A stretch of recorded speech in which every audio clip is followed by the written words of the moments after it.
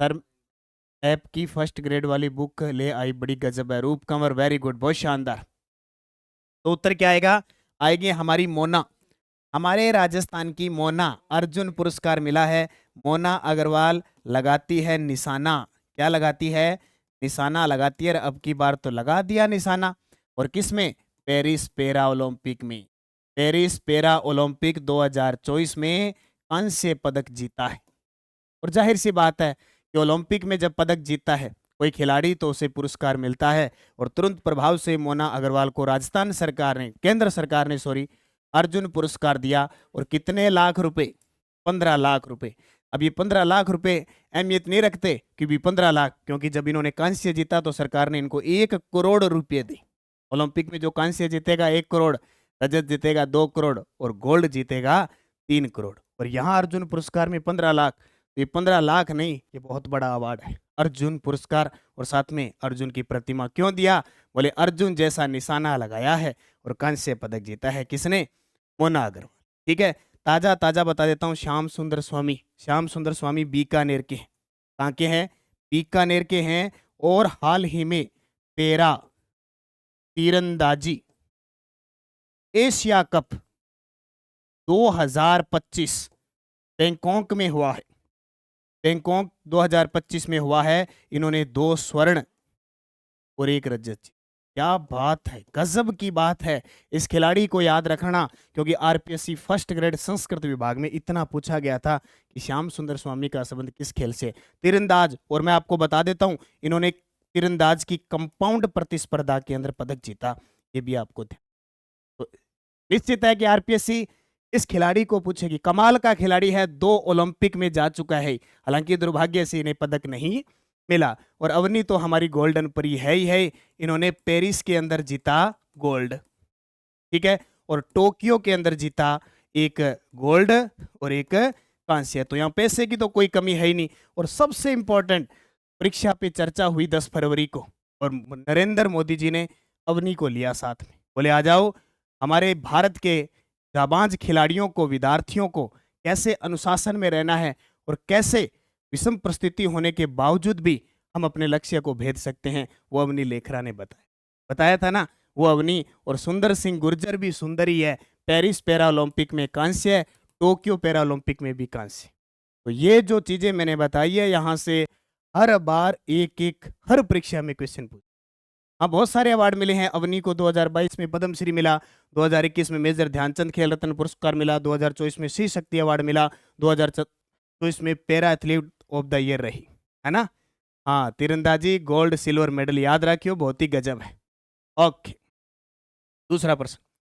इसरो के पूर्व अध्यक्ष एस सोमनाथ ने जनवरी 2025 में श्री हरिकोटा कहाँ पे है? आंध्र प्रदेश के अंदर है। श्री हरिकोटा आंध्र प्रदेश में कौन सा उपग्रह लॉन्च करने की घोषणा की?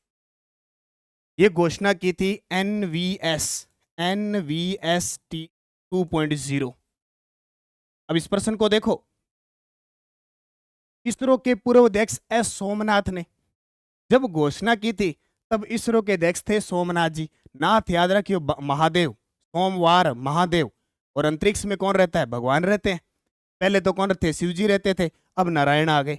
और जैसे ही इसको लॉन्च किया, नारायण साहब आ गए। नारायण, बात है 29 जनवरी की, 29 जनवरी 2025 को।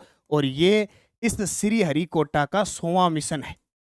100वां मिशन है, वो याद रखियो। बहुत ही गजब का प्रश्न है। और टपकेगा जब कोई शतक लगाता है ना, उसका प्रश्न आता है। तो 100वां मिशन 29 जनवरी 2025, उस समय इसरो के अध्यक्ष नारायण। ठीक है। अब प्रश्न क्या आएगा, क्योंकि आपके पेपर में तो ये टॉपिक बड़े गजब तरीके से लिख रखा है, भारत में अंतरिक्ष कार्यक्रम। तो एग्जामिनर का ध्यान तो पूरा इस पे है। बोले मैं फर्स्ट ग्रेड में एक प्रश्न यहां से दूंगा। हाँ, अभी चलिए क्लास मैन का दी। तो यहां इसका रॉकेट याद रखना। रॉकेट कौन सा है? GSLV-F15।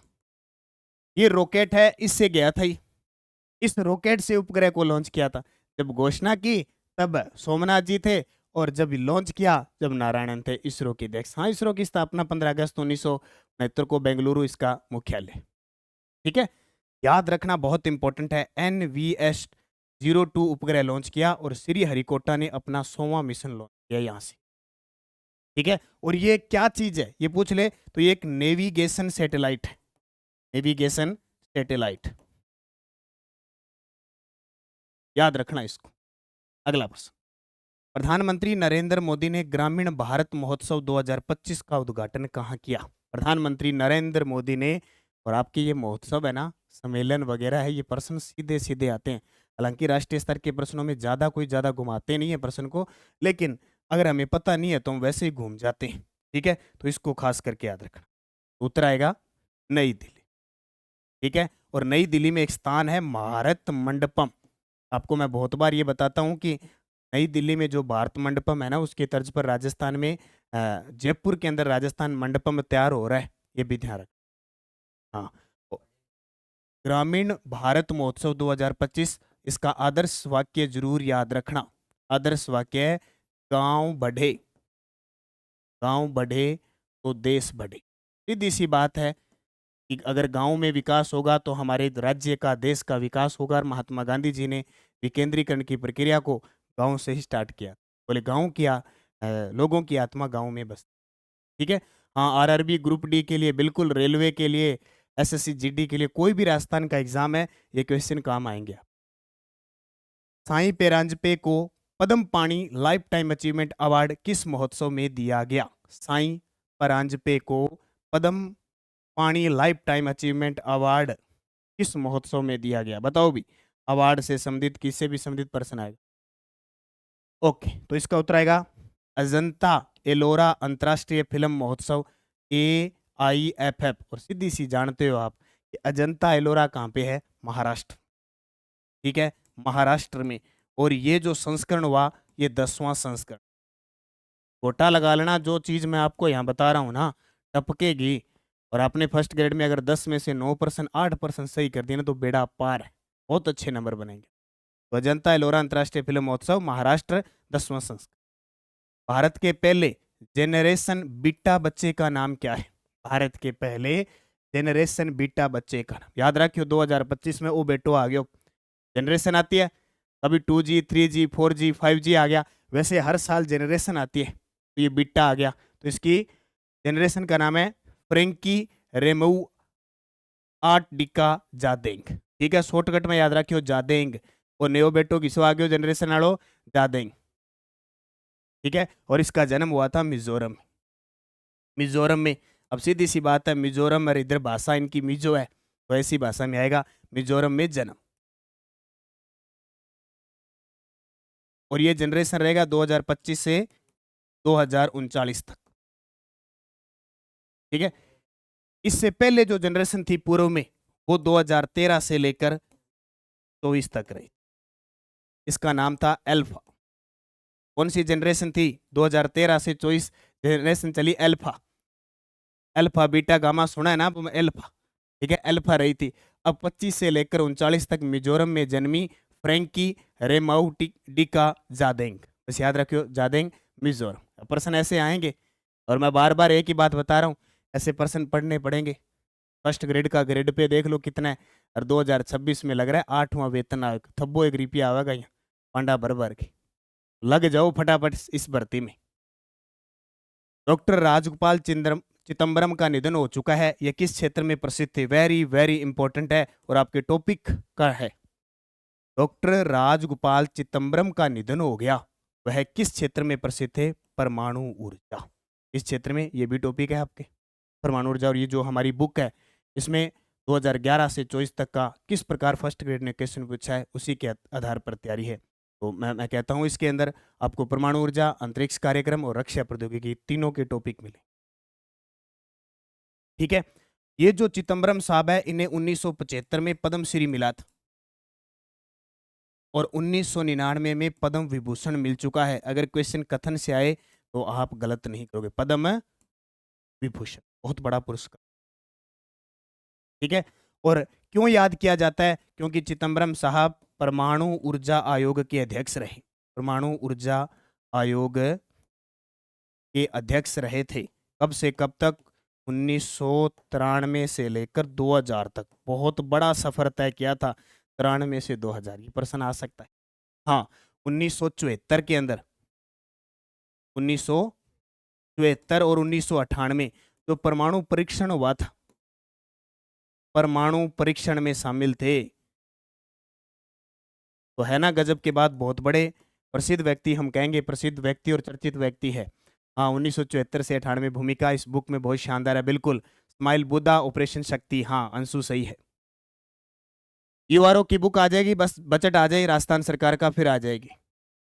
क्लाउड एसईके के थ्रेट लैंडस्केप रिपोर्ट 2024 के अनुसार 2024 में साइबर हमलों का दूसरा सबसे अधिक शिकार होने वाला देश है। तो साइबर अटैक होता है, सबसे ज्यादा साइबर अटैक होता है चीन, चीन में होता है, अमेरिका में, सॉरी, अमेरिका में सबसे ज्यादा साइबर अटैक होते हैं।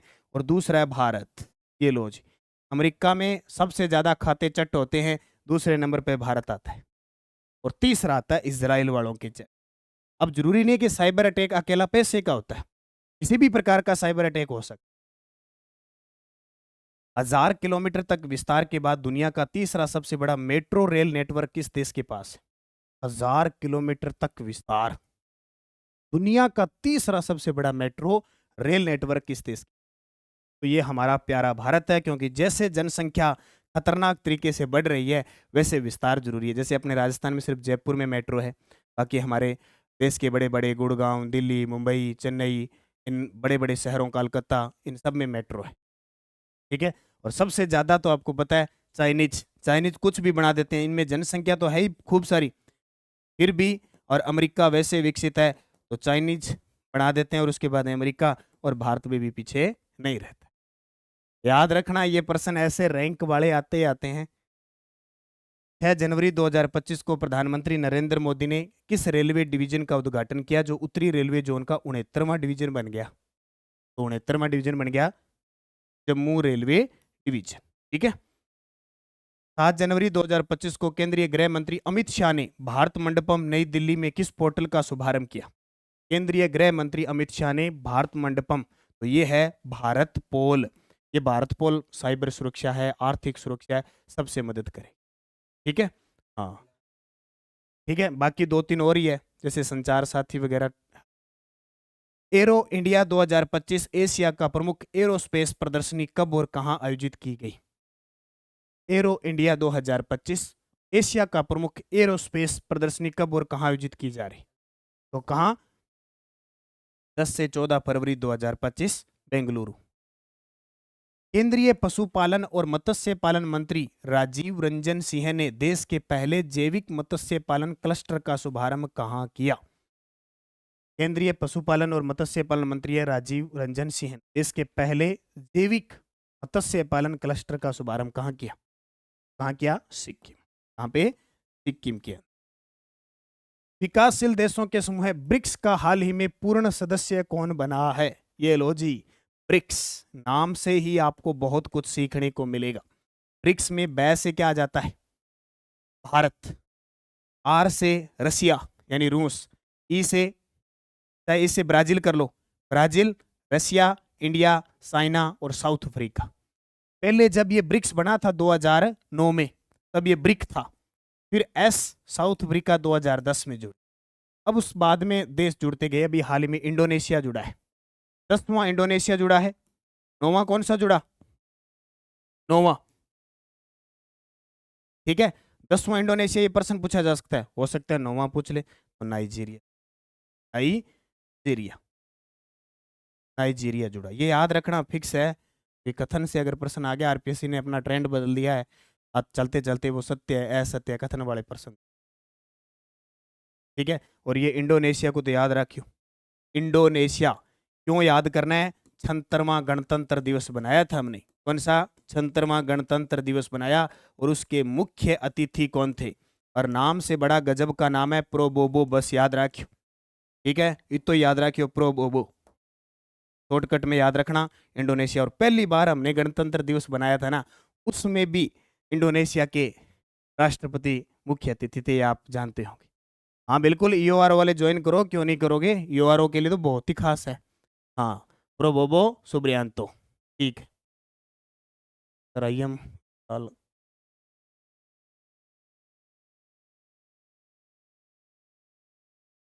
जयश्री सोनी, करंट में असिस्टेंट प्रोफेसर के लिए सिर्फ राजस्थान का करंट पढ़ना है, 35% आएंगे आर्थिक समीक्षा प्लस करंट के। ठीक है, तो राजस्थान की डेली क्लास लिया करो आप। जयपुर लिटरेचर फेस्टिवल 2025 में 10वां महाकवि कन्हैयालाल सेठिया पुरस्कार, वेरी वेरी इंपॉर्टेंट है, क्योंकि ये फर्स्ट ग्रेड के अंदर जो एग्जामिनर पेपर बढ़ाएगा ना उसको बहुत पसंद आता है ये प्रश्न। महाकवि कन्हैयालाल सेठिया पुरस्कार बद्री नारायण को मिला। अब क्यों पसंद आता है? क्योंकि 2022 में फर्स्ट ग्रेड का पेपर हुआ था, उसमें 8वां पूछा था के सचिंदानंद पूछा था, और 23 में अगर पूछे तो 9वां अरुंधति सुब्रमण्यम को मिला था। अब तक ये प्रश्न आया नहीं है, आ सकता है। और ताजा ताजा 10वां बद्री नारायण जी को। 1 से 5 फरवरी 2025 को जोधपुर में आयोजित 11वां राजस्थान इंटरनेशनल फिल्म फेस्टिवल रीप में प्राइड ऑफ राजस्थान अवार्ड किसे मिला? तो जोधपुर के कर्णवीर वोहरा, कर्णवीर वोहरा। और इस शख्स को याद रखना, रूप सिंह शेखावत। ये करंट का भी आ सकता है और कला संस्कृति का आ सकता है। ये जयपुर के हैं और बवाई नृत्यांगना है, बवाई नृत्य करते हैं, और इन्हें Komal Kothari lifetime achievement award मिला। मुकुट मणिराज कौन है? कोट्टा के हैं और केंद्रीय साहित्य अकादमी का। इनकी रचना है गांव रे अम्मा, गांव रे अम्मा। ठीक है, गांवरी अम्मा याद रखियो। कोट्टा के हैं मुकुट मणिराज को केंद्रीय साहित्य अकादमी का राजस्थानी भाषा पुरस्कार मिला। और बद्री जी ने थाने बताई दियो बद्री जी ने के मिलियो है। बद्री जी क्यों मिलन गया? कन्हैया मिलन गया। ठीक है, बद्री जी, बद्री नारायण, देखो कन्हैया, कृष्ण जी और नारायण एक ही रूप है। नारायण नारायण, की कन गया? बद्री जी कन्हैया लाल, ऐसे याद रखना बस। और मुकुट मणिराज गांव की अम्मा, अम्मा अपनी जी की माँ होवे नहीं, इन मुकुट की तरह रखना चाहिए। रूप, रूप किंगो भवाई, भवाई नृत्य व्यवसायिक नृत्य और चमत्कारिता के लिए प्रसिद्ध है, याद रखिए। 2025 में राजस्थान से पद्म श्री से सम्मानित किया गया, वेरी वेरी वेरी इंपॉर्टेंट है, ये तो आना ही है, हर पेपर में आना है। बैतूल बेगम कला के क्षेत्र में जयपुर की है मांड गायिका। घबराना मत, जितने भी ज्यादा प्रसिद्ध हो जाते हैं ना वो जयपुर चले जाते हैं। इनका जन्म नागौर में हुआ था। बैजनाथ महाराज अध्यात्मवाद, लक्ष्मणगढ़ सीकर के। और सीन काप निजाम, इनका ये नाम आएगा, ये आए ना आए, सीन काप निजाम आए ना आए, शिव किशन बिस्सा जरूर आएगा। जोधपुर के हैं, ये उर्दू के कवि भी हैं और हिंदी के कवि भी हैं। ठीक है, ये बाएं से दाएं भी लिखते हैं और दाएं से बाएं भी लिखते हैं। कौन? तीन काफ निजाम तरह आल। वर्ष 2025 में प्रवासी भारतीय दिवस की थीम क्या थी? 9 जनवरी को प्रवासी भारतीय दिवस मनाया जाता है। 9 जनवरी को थीम क्या थी? विकसित भारत के लिए प्रवासियों का योगदान। अच्छा, 2025 में कौन सा प्रवासी भारतीय दिवस मनाया गया, ये बताओगे मुझे? प्रश्न जरूरी नहीं है कि सीधा थीम से पूछे। और मैंने 2011 से 24 तक के पेपर का आपके विश्लेषण किया है, उसमें यह पाया गया है कि एक प्रश्न कभी दिवस से उसकी थीम पूछी जा सकती। तो उत्तर क्या आएगा? 18वां। 9 जनवरी 2025 को कौन सा? 18वां प्रवासी भारतीय दिवस पर। और इसका जो आयोजन किया गया ये बहुत इंपॉर्टेंट है। आयोजन हुआ उड़ीसा की राजधानी भुवनेश्वर, उड़ीसा की राजधानी भुवनेश्वर के अंदर हुआ। ठीक है, याद रख। सड़क दुर्घटना पीड़ितों को केसलेस उपचार प्रदान करने की पायलट योजना किस मंत्रालय ने शुरू की है? हाँ, राजस्थान की जनगणना, भारत की जनगणना मैं आपको अलग से करवा दूंगा, चिंता मत करो। ये एक ऐसा टॉपिक है जो पास में पढ़ने वाला है, इसलिए पास में पढ़ेंगे अपन। तो कौन सा? सड़क परिवहन और राजगार मंत्री, और जिसके मंत्री तो आप जानते हो, नितिन गडकरी। ठीक है, केसलेस उपचार प्रदान। गुणोत्सव 2025 किस राज्य सरकार द्वारा शुरू किया गया एक शैक्षिक मूल्यांकन कार्यक्रम है? गुणोत्सव 2025 कराएगा असम, क्योंकि आज की जो शिक्षा है, नई शिक्षा नीति 2020 है, बोले गुणना है, क्या आपने पढ़ा, आपके व्यवहार में कितना परिवर्तन आया, अकेले नंबर कोई मायने नहीं रखते। असम। 9 जनवरी 2025 को प्रधानमंत्री नरेंद्र मोदी ने किस शहर से प्रवासी भारतीय एक्सप्रेस को हरी झंडी दिखाकर रवाना किया? प्रवासी भारतीय दिवस 9 जनवरी को मनाया, प्रवासी भारतीय एक्सप्रेस चला दी। कहाँ? वो भी वहां से जहां से इसका आयोजन हुआ, भुवनेश्वर। 7 जनवरी 2025 को गोवा के मुख्यमंत्री डॉक्टर प्रमोद सावंत ने किस योजना का शुभारंभ किया? योजना जरूर पढ़ी हो भी। अनुराधा शर्मा, गुड इवनिंग भाई, गुड इवनिंग। जश्न को लाइक शेयर कर दिया करो भाई, ताकि मुझे लगे भी हाँ कुल व्याख्याता वाले विद्यार्थी बड़ी रुचि से पढ़ रहे हैं और जून में जो पेपर है उनके 10 नंबर पक्के करने हैं तो करने हैं। और जहां तक जून के अंदर जो पेपर है, और हमारा नानक क्लासेज ऐप के अंदर वीडियो कोर्स चल रहा है एक, तो जो विद्यार्थी नए जुड़े हैं कोई भी, पूरा का पूरा फर्स्ट ग्रेड का वीडियो कोर्स उपलब्ध है, ध्यान रखना। प्लस टेस्ट सीरीज उपलब्ध है, और इस टेस्ट सीरीज की खासियत यह है कि कुछ विद्यार्थियों की दिक्कत आती है, इस टेस्ट सीरीज की पीडीएफ उपलब्ध है। आप इस टेस्ट सीरीज की पीडीएफ का प्रिंट निकाल के ऑफलाइन मोड में भी दे सकते हो, ये सुविधा आपकी ओर है। और तीसरी सुविधा मैंने आपके लिए नानक क्लासेज की बुक की सुविधा करा दी। प्लस एक और ज्यादा सुविधा चाहिए चलते फिरते, तो नानक क्लासेज ऐप के अंदर करंट अफेयर्स की टेस्ट सीरीज भी फर्स्ट ग्रेड की स्पेशल है, और उसकी भी कुछ पीडीएफ उपलब्ध है, वो भी आप निकाल। सुविधा ही सुविधा है, बस आप तैयारी करो और स्कूल व्याख्याता बनने का सपना पूरा ही करना है। तो उत्तर क्या आएगा? बीमा सखी योजना।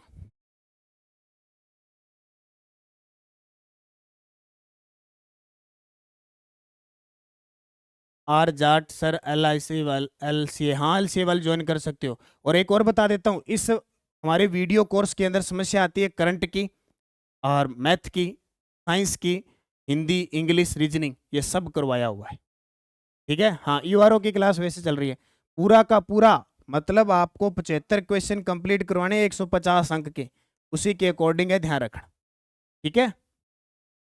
इसरो द्वारा पैक टेस्ट मिशन को किस रॉकेट द्वारा लॉन्च किया गया? इसको तो भाई छोड़ना नहीं, क्योंकि आपके टॉपिक है भारत में अंतरिक्ष कार्यक्रम, रक्षा अनुसंधान, परमाणु ऊर्जा, तो जाहिर सी बात है एग्जामिनर आपसे क्वेश्चन पूछेगा। तो उत्तर क्या आएगा? 2 number, PSLV-C60, PSLV-C60।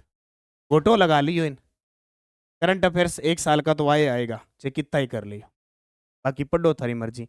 Pro kabaddi league PKL 2024 का खिताब किस टीम ने जीता? प्रो कबड्डी लीग को खिताब कौन जीते? तो पटना, हरियाणा, बंगाल, यूपी। सर मेरी टेस्ट सीरीज नहीं चल रही है, फर्स्ट ग्रेड की नहीं चल रही है, तो अंतिका वाला कल हेल्पलाइन नंबर पे संपर्क कर लेना, इंग्लिश मीडियम नहीं हिंदी में। तो प्रो कबड्डी लीग किसने जीता? गुड इवनिंग सर, बेंगलोर से देख रहे हैं, क्या बात है मंजू बालाजी, बेंगलोर से हम अंतरिक्ष कार्यक्रम करवा रहे हैं जहाँ मुख्यालय है, कभी वहां जाके आ जाना, रॉकेट अभी लॉन्च किया है इधर उधर, ठीक है। तो प्रो कबड्डी लीग किसने जीता? पटना पायरेट्स। हरियाणा जीते हो पटना जीते हो बताओ?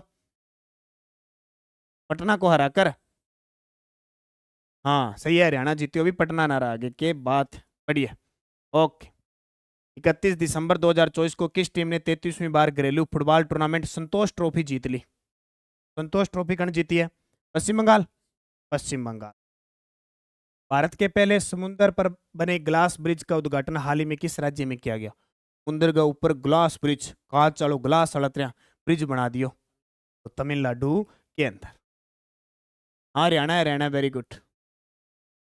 भारत के 1983 वर्ल्ड कप विजेता विकेट कीपर सैयद किरमानी की ऑटोबायोग्राफी का नाम लो भी, पक्का पक्का पर्सन आएगा, क्योंकि आपके पर्सन एक आएगा बुक का, चाहे वो बुक कैसी भी हो, एक बुक का पर्सन आएगा। 1983 वर्ल्ड कप जीत्यो, कपिल देव कप्ताना, और wicket keeper Syed Kirmani, stumped stumped. अब याद बड़ा सर रहेगा कि विकेट कीपर थे, स्टंप के पीछे करते हैं स्टंप्ड, ठीक है। हाँ CAT का रिजल्ट आ गया, सबको बहुत बहुत बधाई, जिसको पास हुआ है, नहीं हुआ उसका 10+2 हो जाएगा। नेशनल स्पोर्ट्स अवार्ड 2024 के संदर्भ में निम्न कथनों पर विचार कीजिए और सही उत्तर चुनिए। मेजर ध्यानचंद खेल रत्न पुरस्कार shooter Manu Bhaker, world chess champion D Gukesh, hockey team के कप्तान हरमनप्रीत सिंह हैं, और पैरा एथलीट प्रवीण कुमार को दिया जाएगा, दे दिया। द्रोणाचार्य अवार्ड के तहत कुल 4 कोचों को सम्मानित किया जाएगा, जिसमें 2 को लाइफ टाइम अचीवमेंट के लिए चुना गया है। अर्जुन पुरस्कार कुल 34 खिलाड़ियों को दिया, जिसमें 17 पैरा एथलीट शामिल है। भाई 100% एक पक्को आगो, हाँ राजगीर में, हाँ वो भी है, बिल्कुल ऋषभ जी, पर्सन गलत होगा ही नहीं, तो सारे सही है, सारे सही है क्या? बताओ जल्दी से बताओ। अभी ताजा ताजे पढ़ा के आए हैं, प्रताप क्लासेस पे डेली क्लास आती है, रोज करंट की क्लास देखे करो प्रताप क्लासेस पे सुबह 8 बजे, आपका ये राष्ट्रीय अंतरराष्ट्रीय भी गलत नहीं होगा, सारा सही है। मुकेश प्रजापति का सारा ही सही है, अंशु ही सारा सही का है, किन्ना भी का है, ऐसे नहीं भाई, इसमें 2 नंबर गलत है, 1 और 3 ही सही है, एक। देखो, यहाँ द्रोणाचार्य अवार्ड के तहत कुल 4 कोच नहीं है, कितने कोच है? 5 कोच है, पकड़ लिया ना? हाँ, ये ध्यान रखना जरूरी है बस। बहुत अच्छी तैयारी कर रहे हो आप, पेपर में ये ध्यान रखना जरूरी है। हाँ, अब की बार क्यों ने जवाब नहीं है, डरता है दिया नहीं भी हमारा गलत हो जाए। मध्य प्रदेश के मुख्यमंत्री डॉक्टर मोहन यादव ने कहां पर 31वीं राष्ट्रीय बाल विज्ञान कांग्रेस का शुभारंभ किया? तो कहाँ किया? भोपाल में, मध्य प्रदेश, भोपाल की राजधानी। और ओ, इंदौर वेटलैंड सिटी में शामिल हो गया, उदयपुर और इंदौर। हाल ही में किस देश में ह्यूमन मेटान्यूमोवायरस के मामलों में उल्लेखनीय वृद्धि की है? तो अपने भारत में हो गए, चीन में, जापान में। तो चीन में सबसे ज्यादा, हालांकि भारत में भी आया था, एक फेफड़ों का नॉर्मल रोग है। उत्तराखंड में आयोजित 38वें राष्ट्रीय खेलों में राजस्थान दल के ध्वजवाहक चल रहे हैं 38वें राष्ट्रीय खेल, और लगभग मुझे लगता है कि राजस्थान 50 के आसपास पदक जीते, 40-45 के आसपास। ओम प्रकाश जी मिठारवाल। राजस्थान की किस पूर्व खिलाड़ी को एथलेटिक्स फेडरेशन ऑफ इंडिया के एथलीट कमीशन में निर्विरोध सदस्य चुना गया? राजस्थान की किस पूर्व खिलाड़ी को एथलेटिक्स फेडरेशन ऑफ इंडिया में, कृष्णा पूनिया, कृष्णा पूनिया याद रखियो, डिस्कस थ्रो की खिलाड़ी है ये। पूर्व में डिस्कस थ्रो की खिलाड़ी थी, वर्तमान कंडीशन तो पिछले साल राजस्थान राज्य क्रीड़ा परिषद की अध्यक्ष रही थी।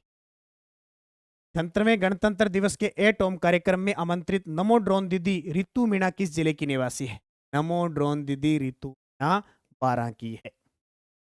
13 जनवरी 2025 को प्रधानमंत्री नरेंद्र मोदी ने किस सुरंग का उद्घाटन किया तो श्रीनगर और लद्दाख के बीच हर मौसम में कनेक्टिविटी को सुनिश्चित है? मतलब मौसम कैसा ही होगा वो जुड़ी रहेगी। कृष्णा पूनिया को और इस आयोग की अध्यक्ष अंजू बोबी जॉर्ज। बिल्कुल सही है। तो उत्तर आएगा जेड मोड सुरंग, जेड मोड सुरंग। याद रखियो, सीधा सीधा प्रश्न पेपर में। 2024 में भारत ने कितनी रिकॉर्ड नवीकरणीय ऊर्जा क्षमता जोड़ी है, जो 2023 की तुलना में 113% की वृद्धि दर्शाती? तो कितनी? 30 गीगावाट है, ध्यान रखिए, ये गीगावाट। 11 जनवरी 2025 को किस भारतीय एथलीट को अमेरिकी पत्रिका ट्रैक एंड फील्ड न्यूज ने साल 2024 में भाला फेंक में दुनिया का सर्वश्रेष्ठ पुरुष एथलीट करार दिया? सीधी सी बात, कौन हो सकते, कौन हो सकते हैं? इस प्रश्न में भी मेरे हिसाब से तो दिमाग ज्यादा नहीं लगेगा। उत्तर आएगा नीरज चोपड़ा, क्योंकि टोक्यो पैरा ओलंपिक में कौन सा पदक जीता था? गोल्ड। और पेरिस में रजत जीत लिया, बहुत बड़ी बात है, 2 ओलंपिक में पदक आ गए। छोटी मोटी चैंपियनशिप तो इनके हाथों से निकलती रहती है। नीरज भाई चोपड़ा। दक्षिण भारत की पहले संक्रामक रोग अनुसंधान और निदान प्रयोगशाला कहां स्थापित की जाए? दक्षिण भारत की पहली संक्रामक रोग अनुसंधान और निदान प्रयोगशाला कहां स्थापित की जाएगी?